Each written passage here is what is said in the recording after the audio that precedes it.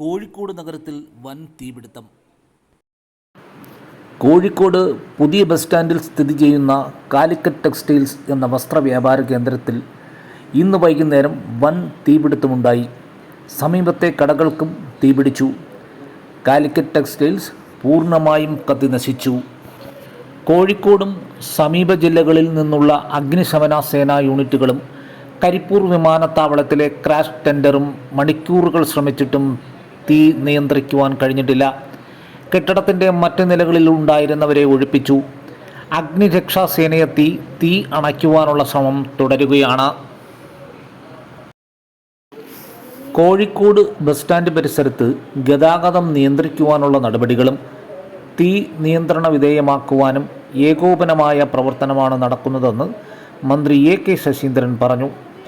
അവധി ദിവസമായതിനാലും school season ആയതുകൊണ്ടും ആളുകൾ അധികമായി നഗരത്തിലുണ്ടായിരുന്നു. ജനക്കൂട്ടത്തെ നിയന്ത്രിക്കുവാനുള്ള ശ്രമങ്ങളും തുടരുകയാണ്. എന്നാൽ തീപിടുത്തത്തിൻ്റെ കാരണം വ്യക്തമായിട്ടില്ല.